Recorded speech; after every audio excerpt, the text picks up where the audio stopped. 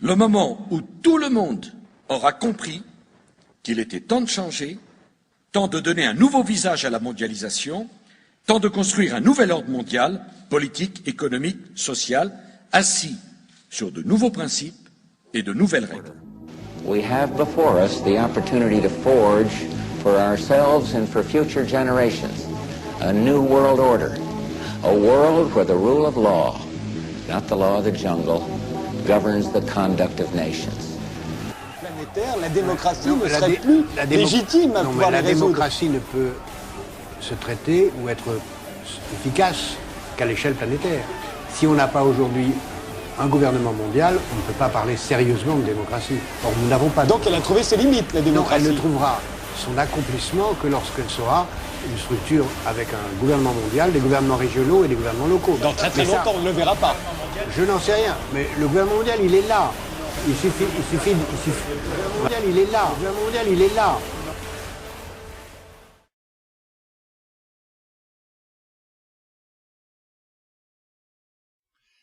La question du nouvel ordre mondial n'est pas un sujet anodin. C'est même le grand sujet de notre époque, et tout le reste ne pèse guère à côté. Car vous allez le voir, il recouvre tout. La démocratie, le pouvoir d'achat, la santé, l'environnement, la paix. Il n'y a pas de définition officielle du nouvel ordre mondial, mais l'idée générale est la suivante. Le nouvel ordre mondial, parfois appelé mondialisme, est un projet politique dont le but est la mise en concurrence de tous les acteurs économiques de la planète au sein d'un grand marché unique, avec pour seul critère leur capacité à produire des richesses. L'idée sous-jacente est que la libération totale des forces vives de la société, ces entrepreneurs prétendument créateurs de richesses, seuls capables de tirer vers le haut l'ensemble de la population, serait la seule réponse possible aux trois défis majeurs que l'humanité devra affronter au cours du XXIe siècle. La destruction de l'environnement, la pénurie des ressources et le choc des civilisations. Une définition brutale dans sa simplicité, qui a priori n'offre aucune possibilité de contestation. C'est le nouvel ordre mondial ou la mort. Et pour forcer le trait, on vous explique en plus que seuls les imbéciles et les simples d'esprit voudraient s'y opposer, avec parfois comme une mise en garde, une accusation de racisme et d'antisémitisme qui pointe le bout de son nez. Souvenez-vous, c'est exactement le même son de cloche qui vous avait été seriné pendant la campagne pour le référendum de Maastricht il y a 20 ans. On connaît la suite. Comme le remarque l'intellectuel russe ex-dissident Vladimir Boukhovski, c'est aussi exactement ce qui se passait dans l'ex-Union soviétique lorsqu'on faisait croire aux Russes qu'ils vivaient dans le meilleur des mondes et que toute alternative n'était que fascisme et servitude. Faut-il donc être aveugle pour ne pas comprendre que tout ceci, une fois de plus, sent la propagande mensongère à plein nez? La vérité qui vous est soigneusement cachée, c'est que ce projet politique à l'échelle du monde n'est rien d'autre qu'une fuite en avant du capitalisme libéral, qui est lui-même à l'origine de ces grands défis planétaires, et qu'en coulisses, une oligarchie insatiable poursuit un tout autre objectif. La course au profit, sans aucune considération d'ordre moral, hors la nécessité de préserver une apparence respectable. Pour mieux vous tromper, les médias et la classe politique dominante nous parlent de nouvel ordre mondial et de mondialisation sans vraiment distinguer ces deux notions. Pourquoi d'ailleurs prendrait-il cette peine, puisqu'à les entendre, elles recouvrent un seul et même phénomène dont vous ne pourrez échapper, et qui impose certes des changements dans vos habitudes et aussi des sacrifices, mais qui à la fin ne peut apporter que bien-être et prospérité. Or, confondre mondialisation et nouvel ordre mondial est tout bonnement une tromperie éhontée. Et c'est d'ailleurs par là que je vais commencer.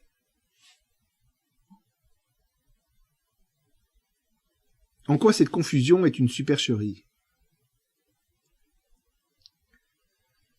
Si la mondialisation est effectivement un phénomène inéluctable qui peut être vertueux ou non, selon la manière dont l'homme s'y adapte, le nouvel ordre mondial est quant à lui, et je le dis sans crainte et sans passion, une dictature implacable qui avance masquée, non pas dans le but de conduire l'humanité vers des jours meilleurs, mais dans celui de préserver un système économique et social, où l'homme n'est juste qu'un robot à la fois producteur docile et consommateur compulsif au bénéfice d'une oligarchie apatride.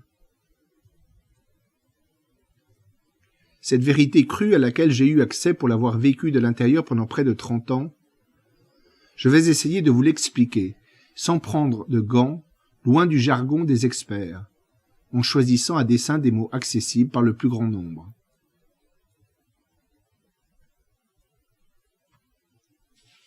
La mondialisation, chacun devine bien de quoi il s'agit.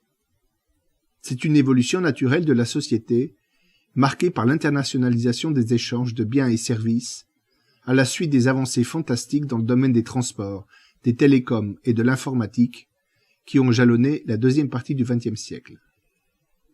Mais aussi du fait de l'élévation du niveau d'instruction des populations dans les pays émergents et de la diffusion universelle de l'anglais. Mais ce que l'on appelle le nouvel ordre mondial, ou parfois le mondialisme, va beaucoup plus loin. C'est en plus de la mondialisation, le choix politique d'éliminer les obstacles culturels et réglementaires aux échanges des biens et services, aux flux migratoires et aux mouvements de capitaux. En clair, l'élimination des frontières. Poursuivie par l'élimination des souverainetés nationales et enfin couronnée par l'instauration d'une gouvernance mondiale qui par définition ne peut être qu'une dictature, tant on imagine mal que le peuple puisse dans ces conditions conserver une once de souveraineté.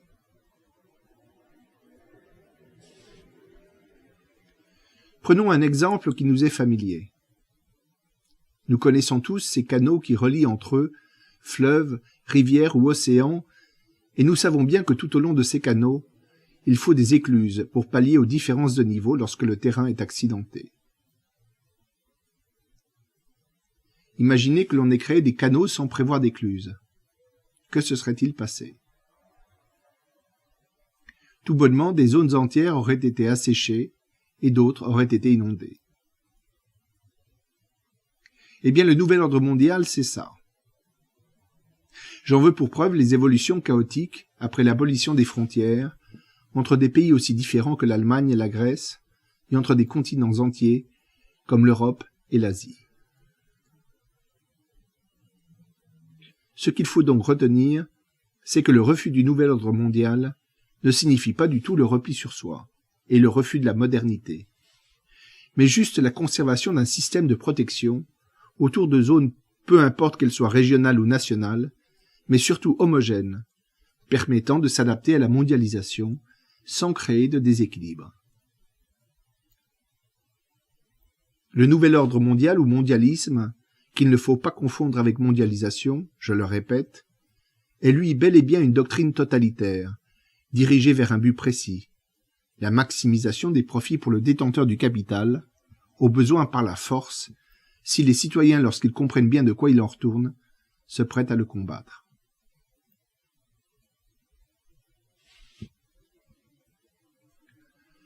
Comment l'idée d'un nouvel ordre mondial s'est-elle imposée progressivement au cours du XXe siècle? Si l'idée d'un gouvernement mondial est née au XVIIIe siècle pour faire échec au pouvoir de l'Église catholique, c'est surtout au XXe siècle qu'il a pris la forme que l'on connaît aujourd'hui. Les principales étapes successives de la montée du nouvel ordre mondial ont été les suivantes. 1. Après la Deuxième Guerre mondiale, le plan Marshall, qui a donné aux grandes entreprises américaines leur dimension véritablement apatride. Mot bien plus pertinent que multinational, puisqu'avec le nouvel ordre mondial, la nation est amenée à disparaître. 2.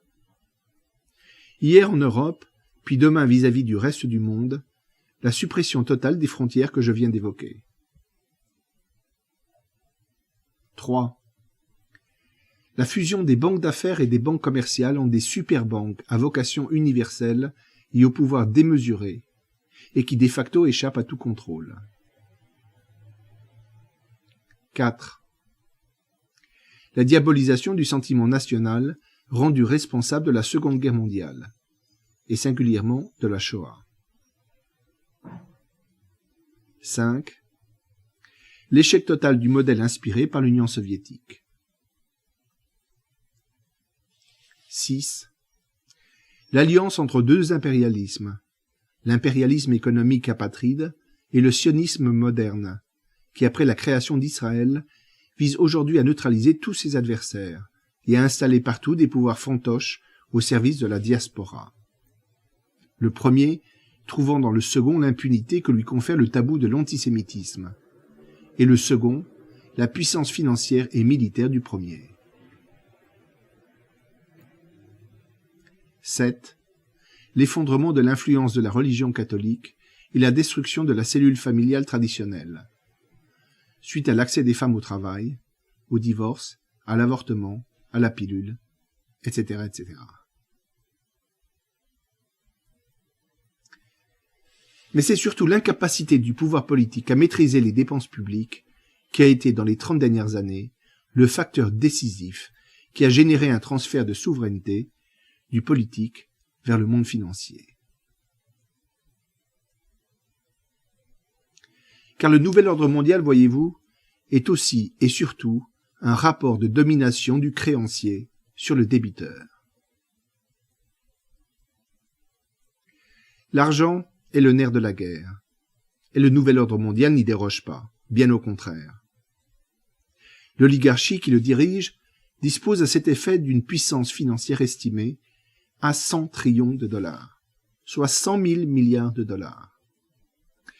Environ 50 fois le PIB d'un pays comme la France. D'où je tire ce chiffre? Il s'agit à plus ou moins 10% près du montant des avoirs dont les grandes superbanques assurent la gestion.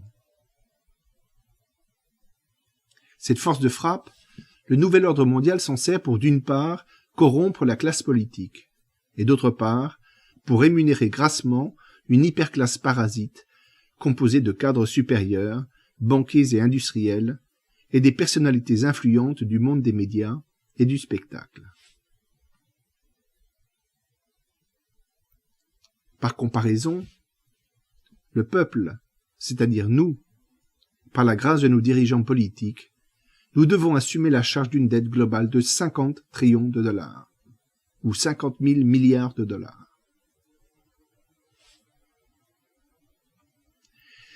Ces deux chiffres, 100 trillions d'actifs d'une part et un passif de 50 trillions d'autre part, vous donnent la mesure de la disparité phénoménale de la répartition de la croissance économique depuis 30 ans. Si vous ne deviez retenir qu'une chose, c'est que la gouvernance mondiale est une gouvernance par la dette. Sans dette publique, le nouvel ordre mondial n'aurait virtuellement aucun pouvoir sur les États.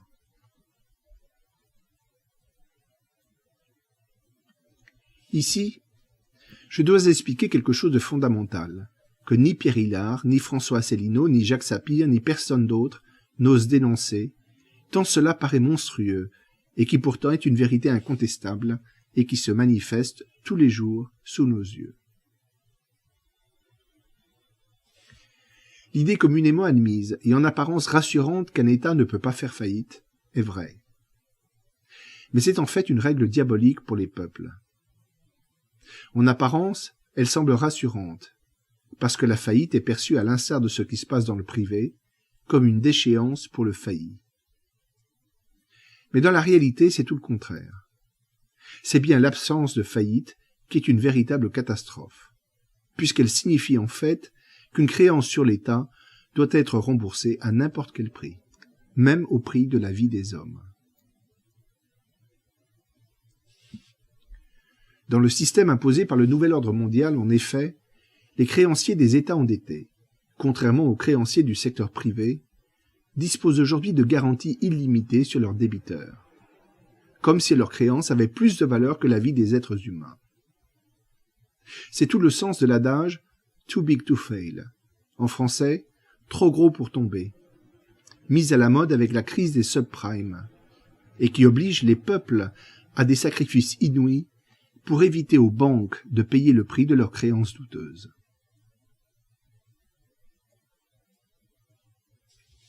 Qui dirige le nouvel ordre mondial? Vous l'avez donc deviné, même si les hommes politiques et les experts, parfois présentés sous l'étiquette trompeuse de philosophes, sont les principaux avocats du nouvel ordre mondial dans les médias, c'est bien une oligarchie financière de quelques centaines d'individus qui tire les ficelles et qui constitue déjà de manière informelle une sorte de gouvernement mondial occulte en arrière-plan des institutions politiques nationales, et qui les contrôle dans le but d'obtenir l'abolition de toutes les entraves à leur inépuisable quête de profit. Dans ce gouvernement mondial virtuel, on rencontre les dirigeants des principales banques internationales, les dirigeants des plus importants fonds de capital risque, les dirigeants de certaines grandes entreprises multinationales, principalement dans les secteurs clés comme la santé, l'agrobusiness, la défense, les médias et le luxe, des politiciens et des militaires de haut rang, souvent proches des lobbies sionistes, qui influencent de manière décisive la politique extérieure des États-Unis et de quelques autres pays, notamment la France. En dessous de ce petit nombre d'individus, qui en quelque sorte est le sommet de la pyramide, on trouve les principaux élus politiques du monde occidental et les responsables des grandes organisations transnationales telles que le FMI, l'OMC et la Commission européenne, qui ne sont tous que des exécutants dociles, car totalement corrompus. Une corruption subtile, fondée sur le chantage et la tromperie, et qui se résume en gros à ceci. 1. Vous êtes là où vous êtes parce que nous vous jugeons convenable, et que nous avons le pouvoir de vous remplacer en claquant des doigts. 2. Vous devez nous protéger à tout prix, parce que si nous tombons, tout le système s'écroule.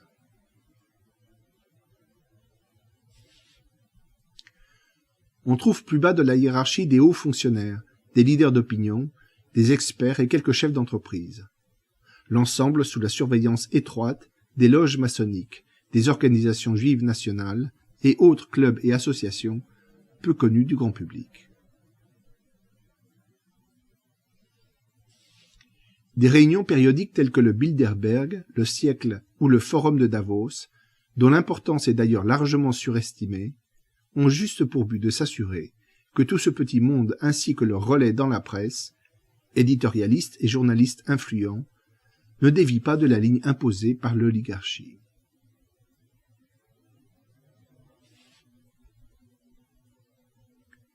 Pourquoi le nouvel ordre mondial doit-il être combattu?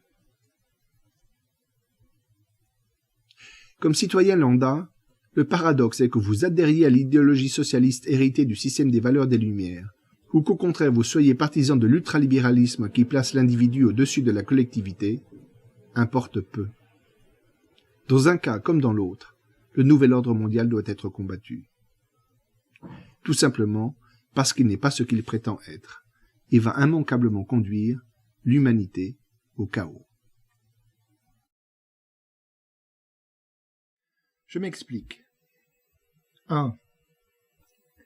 Globalement, le nouvel ordre mondial ne crée aucune richesse. Il donne l'illusion de créer de la richesse parce qu'il produit des nouveaux riches, mais c'est juste un effet d'optique dû à une répartition des fruits de la croissance incroyablement inique. De plus, c'est une richesse fondée sur de la dette, c'est-à-dire une richesse en trompe-l'œil. La période d'austérité récente vous démontre d'ailleurs que pour précipiter l'économie de la récession, il n'est même pas nécessaire d'aller jusqu'à voter des budgets à l'équilibre. Simplement réduire le déficit par rapport à celui de l'année précédente suffit déjà. Cela devrait faire réfléchir chacun de nous. Les cures d'austérité imposées par les gouvernements aux populations pour réduire la dette publique permettent tout juste de diminuer la vitesse à laquelle elle croît. Mais elle continue toujours de grimper. Ce qui implique que, sauf miracle, l'austérité est appelée à durer. Et même pis encore, car pour faire aussi bien que l'année précédente, chaque année, il faudra encore plus d'austérité. Enfin, dernier point, c'est une richesse chèrement acquise. Ainsi, entre 2000 et 2010, dans le cas de la France, selon le magazine The Economist, chaque euro de dette supplémentaire s'est traduit par seulement 89 centimes d'euros de croissance. Et aux États-Unis, c'est même pire. Ce chiffre tombe à 83 centimes.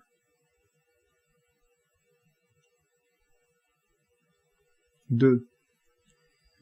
Les défenseurs du nouvel ordre mondial ont cette formule empruntée à l'ex-chancelier Helmut Schmidt, qui résume parfaitement la philosophie libérale. Les profits aujourd'hui sont les investissements de demain et les emplois d'après-demain.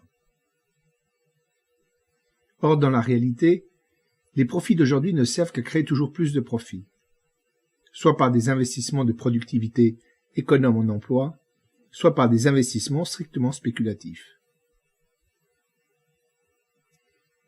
La raison en est qu'avec le nouvel ordre mondial, les entrepreneurs se comportent comme le bûcheron qui scie la branche sur laquelle il est assis. Ils peuvent rémunérer le facteur travail en dessous de son niveau minimal de subsistance, puisque la différence est comblée par le crédit et l'endettement de l'État. Tandis que le capital, lui, peut être surrémunéré, créant une gigantesque épargne le plus souvent défiscalisée, investie dans des biens spéculatifs comme l'immobilier, la bourse et les matières premières, qui ne créent pas d'emplois, mais au contraire génèrent une inflation sournoise que l'État habilement évite de comptabiliser et qui rogne inexorablement sur le pouvoir d'achat. 3. Contrairement à un autre dogme associé au nouvel ordre mondial, l'abaissement des droits de douane n'a pas été imaginé pour permettre de conquérir de nouveaux marchés, mais à l'inverse, pour profiter des avantages que procure dans les pays émergents une forme soft d'esclavage. Travailleurs sous-payés, logés et nourris dans les villes dortoirs, corvéables à merci.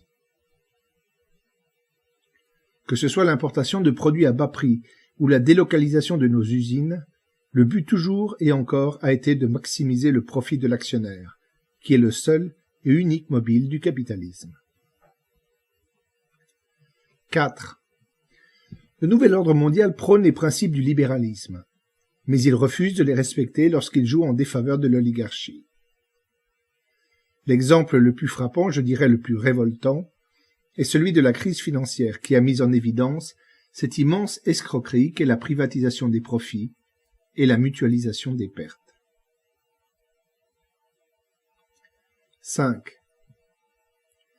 Grâce au nouvel ordre mondial qui est un espace totalement dérégulé, l'oligarchie s'adonne aussi à des activités illégales, à grande échelle et en toute impunité. Le blanchiment de l'argent de la drogue et des autres trafics scandaleux. Trafic humain, trafic d'organes, trafic d'armes. La pratique quotidienne et à grande échelle du délit d'initié, qui est une spoliation permanente de l'épargnant.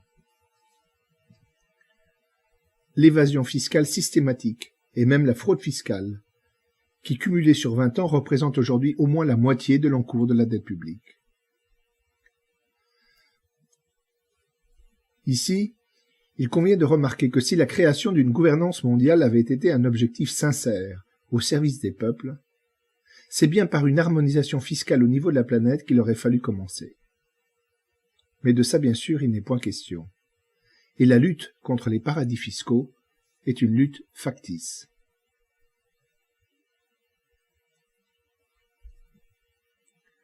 On pourrait passer des heures à décrypter l'imposture du nouvel ordre mondial. On pourrait par exemple s'intéresser au domaine de la santé ou celui des industries agroalimentaires, où le capitalisme prédateur sévit avec une singulière férocité. Mais il y a pire encore. L'oligarchie, sûre de son impunité, agit aussi parfois au grand jour, ouvertement, contre le vœu et ou l'intérêt des citoyens. Rappelons que pour atteindre son objectif principal de maximisation des profits de l'oligarchie, le nouvel ordre mondial s'est donné un certain nombre de buts intermédiaires. En voici les principaux. 1. La destruction des nations européennes. 2. La transformation du citoyen en consommateur naïf et docile, par la publicité, les sondages d'opinion et la télévision en général. 3. Un encadrement strict de la liberté d'expression, c'est-à-dire en clair de la possibilité de le dénoncer dans les grands médias. 4. La réduction des élus du peuple à un rôle de marionnette par la corruption et le bipartisme qui verrouillent toute la vie politique. 5. L'éradication pure et simple des religions qui prônent l'épanouissement de l'homme en dehors du matérialisme. Voici quelques exemples qui illustrent à la fois l'impunité dont jouit l'oligarchie et son cynisme inouï. 1. Le plan Paulson d'octobre 2008 et les plans de sauvetage de la Grèce à partir de 2010, qui ont fait supporter par le peuple les conséquences des fautes qu'avait commises l'oligarchie bancaire dans un but d'enrichissement personnel. 2. La falsification des données économiques. Nous en avons eu la preuve avec Goldman Sachs et la Grèce, mais c'est aussi un phénomène propre à toutes les démocraties. Non seulement les données relatives au chômage sont fausses, mais aussi, ce qui est probablement le secret le mieux gardé de la République, celles relatives à l'inflation, et donc par ricochet au pouvoir d'achat. 3. L'usage de la planche à billets par les banques centrales, qui fait porter sur les générations futures le poids de la crise. 4. L'acheminement de l'épargne des ménages vers des produits toxiques, mais très profitables pour les banques, du fait des commissions qui leur sont attachées. 5. Les guerres d'Irak, d'Afghanistan et de Libye, déclenchées au seul profit du nouvel ordre mondial, et qui ont apporté chaos et désolation aux populations des pays concernés. 6. Le scandale du traité de Lisbonne de triste mémoire, qui fut une véritable gifle au peuple français. 7. Les lois mémorielles et antiracistes, dont le seul but est d'ériger la critique d'Israël, celle des lobbies sionistes et même des juifs à titre personnel, au rang de crimes d'antisémitisme, de manière à leur conférer une totale impunité. 8. Le Patriot Act, voté par Bush, puis entériné et même aggravé encore par Obama, qui remet à l'ordre du jour les lettres de cachet de l'Ancien Régime et abolit de facto l'habeas corpus vieux de près de 800 ans. 9. La marche forcée vers le métissage, c'est-à-dire vers la destruction des racines chrétiennes de l'Occident, racines encore vivaces dans la religion, mais aussi, ce qu'on dit moins, de la doctrine humaniste héritée des Lumières. À noter ce paradoxe qui consiste à faire l'apologie de la diversité culturelle et simultanément promouvoir une gouvernance unique pour un marché unique sous l'empire d'une pensée unique. Un paradoxe qui aurait dû éveiller des soupçons et qui témoigne parfaitement d'une rhétorique de double langage et du deux poids deux mesures. À noter aussi que cette dictature des superbanques s'appuie sur le postulat que leur effondrement impliquerait aussi l'effondrement du système économique par effet de domino. Un postulat qui semble admis par tout le monde, mais qui est totalement faux.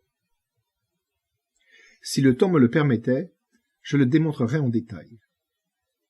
Sachez quand même que l'effondrement des banques n'aurait en effet aucune incidence sur nos dépôts, car la monnaie détruite pourrait être recréée ex nihilo par la Banque centrale. Elle réduirait juste à zéro leur valeur, ce qui constituerait une perte uniquement pour leurs actionnaires.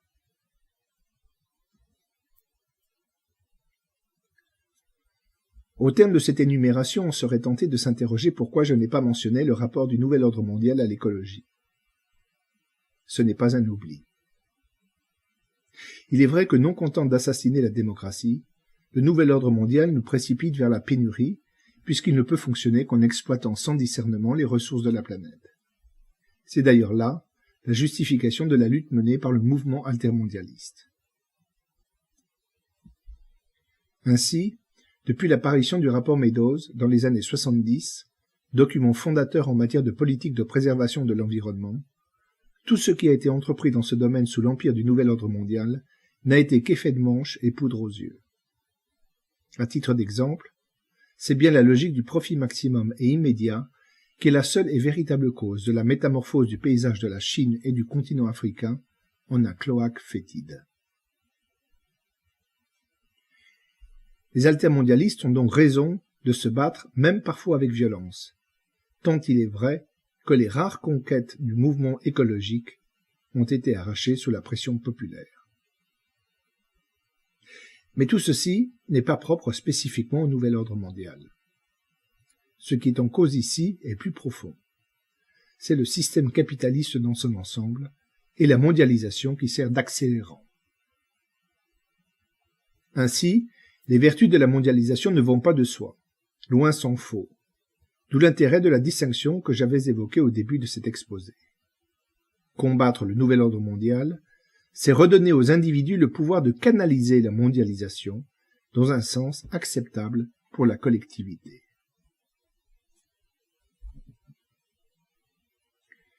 Quelle est l'alternative au nouvel ordre mondial? On ne peut répondre à cette question sans évoquer ses frontières géographiques. Dans le discours officiel, le nouvel ordre mondial s'arrête au monde musulman, comme pour souligner que la seule alternative est un monde d'indigence matérielle et de fanatisme religieux. C'est le sens du concept du choc des civilisations avec lequel vous êtes certainement familier. Or, la réalité est tout autre, car le nouvel ordre mondial n'a pas réussi à pénétrer dans de nombreux pays qui comptent aujourd'hui parmi les plus prospères. Je veux parler de certains pays d'Europe du Nord, de la Suisse, de l'Extrême-Orient, Japon compris, de la Russie, mais aussi du Venezuela d'Hugo Chavez, et je note que le reste de l'Amérique latine y résiste avec vigueur. Cela peut surprendre, mais c'est la stricte vérité, puisque tous ces États ont conservé leur indépendance politique, leur souveraineté monétaire et commerciale, et pour certains d'entre eux, respectent scrupuleusement la souveraineté populaire lorsqu'elle s'exprime. Cette distinction entre les nations est fondamentale. Elle permet de répondre à ceux qui nous accusent de vouloir ramener le monde à l'âge de la pierre. L'alternative au nouvel ordre mondial est tout autre chose qu'une régression. C'est une société qui permet encore au pouvoir politique de faire échec aux dérives de la mondialisation, afin de garantir, dans la mesure du possible, une évolution vertueuse du système capitaliste, c'est-à-dire dans le respect de l'homme et de son habitat. Pour se rapprocher du modèle d'une société post-nouvel ordre mondial, je vois 7 grandes transformations à accomplir. 1. Sortir de l'Union européenne et de l'OTAN, pour retrouver une souveraineté nationale et rétablir une protection douanière aux frontières. 2. Généraliser le scrutin à la proportionnelle intégrale, de manière définitive, afin de garantir une juste représentativité de tous les courants politiques qui traversent la nation, et renforcer la légitimité du Parlement par rapport au pouvoir exécutif. 3. Rééquilibrer le code pénal en matière de crimes et délits économiques, dans le sens d'une aggravation véritablement dissuasive des peines encourues. 4. Réformer la fiscalité, notamment en matière de plus-value immobilière, de manière à donner aux disparités de revenus une allure de courbe logarithmique plutôt que de courbe exponentielle. 5. Stopper toute immigration tant que le chômage ne sera pas descendu en dessous d'un certain niveau qui pourrait être de l'ordre de 6 ou 7% de la population active. 6. Nationaliser l'ensemble du secteur bancaire. 7. Abolir tous les textes limitant la liberté d'expression sous quelque forme que ce soit.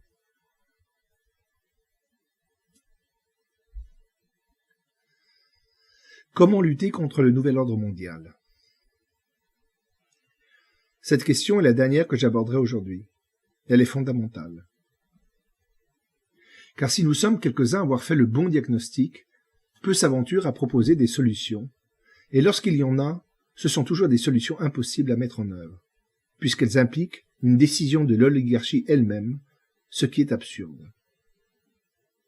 À quoi bon en effet proposer de sortir de l'euro, sans expliquer d'abord comment faire accéder au pouvoir une formation politique favorable à la sortie de l'euro. Or, je l'ai dit et redit, dans l'hypothèse hautement improbable où le Front National ou tout autre parti ouvertement adversaire du système remporterait des élections nationales, celles-ci seraient immédiatement annulées sous un prétexte fallacieux. Pour vous en convaincre, voyez le sort qui fut fait à Papandréou à l'automne 2011, lorsqu'il lui prit de consulter par référendum le peuple grec. A priori donc, cela semble mission impossible.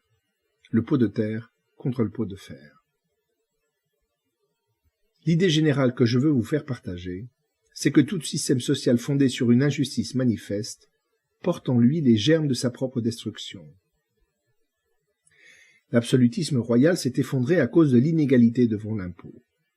Rappelez-vous, tout avait commencé avec les États généraux de 1789, réunis pour demander encore plus d'impôts aux tiers-États. Le communisme, lui, s'est effondré parce que l'effort individuel n'était pas rétribué à sa juste valeur.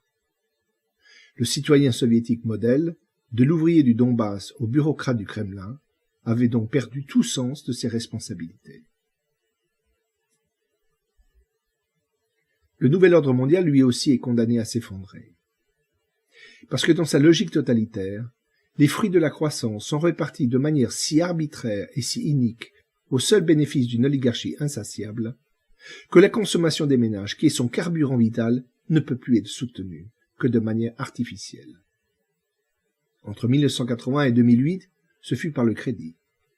Depuis, c'est par la planche à billets. Nous sommes donc placés dans la situation des mutins du Bounty ou des mineurs de Germinal. Précipiter la fin économique du nouvel ordre mondial, avec tous les sacrifices immédiats que cela implique, est la seule et unique issue. Une fois cette condition admise, il existe de nombreuses actions à la portée de chacun, susceptibles d'asséner un coup fatal à l'oligarchie. Mais contrairement aux précédents de 1789 et 1917, je ne préconise absolument pas l'insurrection, qui pourtant était un droit fondamental, garanti de la Déclaration des droits de 1793. Nous devons au contraire nous inspirer du Mahatma Gandhi, qui préconisait le boycott comme méthode non violente de résistance à l'oppression. Et voici quelques idées de boycott que je voudrais vous faire partager. 1. Le boycott de la grande distribution et de la nourriture industrielle. Je rappelle que selon plusieurs études sérieuses, entre un tiers et la moitié de la nourriture produite dans les pays de l'OCDE, c'est-à-dire en gros par le nouvel ordre mondial, est gaspillée, principalement du fait de la grande distribution. Cela signifie, pour ceux qui vivent à la campagne, privilégier les achats auprès des producteurs, et pour ceux qui vivent en ville, acheter sur les marchés plutôt que dans les grandes surfaces. Cela veut dire aussi privilégier les produits bio, une cuisine traditionnelle et les boissons naturelles. 2. Le boycott des grands médias. C'est un axe fondamental de la révolte des peuples contre le nouvel ordre mondial. Je n'irai pas par 4 chemins. La télévision est tout entière au service du nouvel ordre mondial. Elle ment et abrutit à dessein car c'est la mission qui lui a été assignée. Il est donc impératif d'éteindre la télévision. C'est une habitude à prendre. Personnellement, je l'ai prise, et mes enfants rétifs au début ne contestent plus ce choix aujourd'hui. D'ailleurs, avec Internet, chacun y a gagné au change, et de loin. 3. Le boycott des partis politiques pro-européens aux élections. Et faute de mieux, le vote blanc au second tour de toute élection nationale. 4. Le boycott des biens de consommation produits en dehors de l'Union européenne. 5. Le boycott des biens jetables au bénéfice des biens durables. 6. Il faut aussi songer à orienter nos enfants vers des études débouchant sur des métiers traditionnels, ou bien alors en rapport avec les nouvelles technologies. électronique, informatique, biologie. Peu importe qu'ils soient manuels ou intellectuels. Et mettre l'accent sur les langues étrangères, notamment les langues exotiques, comme le russe et les langues asiatiques.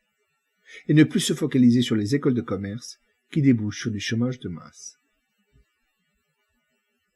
Enfin, le boycott des superbanques, de type BNP, Société Générale. Je l'ai gardé pour la fin car je crois que c'est là le moyen le plus efficace pour créer un choc psychologique auprès de la population et ébranler le système financier qui est la clé de voûte du nouvel ordre mondial. Il ne s'agit pas de faire une opération spectaculaire, largement médiatisée comme naguère quelqu'un a pu sottement le suggérer, mais concrètement de transférer progressivement toutes nos liquidités vers des banques de type caisse d'épargne ou banque postale qui ne participent pas au nouvel ordre mondial. Cela veut dire aussi de rester à l'écart de tous les produits de gestion de l'épargne liés au marché des capitaux. SICAV, fonds communs de placement, produits dérivés, assurance vie, et privilégier à la place des produits d'épargne purs comme les comptes sur livret et les plans d'épargne logement. Et pour ceux qui veulent absolument investir sur les marchés boursiers, c'est passer leurs ordres en direct à travers un courtier en ligne et gérer eux-mêmes leurs investissements plutôt que d'en confier la gestion aux superbanques. Avec le temps, vous gagnerez plus d'argent et en plus, apprendrez des tas de choses utiles sur le fonctionnement de l'économie. Tout ceci n'est pas une utopie, c'est une affaire de discipline personnelle et de foi dans un combat qui est juste. Mais attention, le boycott est voué à l'échec s'il n'est pas accompagné de solidarité. Le sabordage du système de l'intérieur est une entreprise qui va demander des sacrifices et qui causera dans un premier temps encore davantage de chômage. Inutile de se voiler la face. Mais c'est le prix à payer pour sortir de la servitude. La contrepartie est dans la solidarité, c'est-à-dire le soutien matériel à tous ceux qui en première ligne seront les victimes collatérales de ce combat. La solidarité, par-delà nos divergences politiques sur des questions mineures, ces divergences que le nouvel ordre mondial est matisé afin de mieux nous diviser. C'est la clé de l'unité, sans laquelle l'entreprise est vouée à l'échec.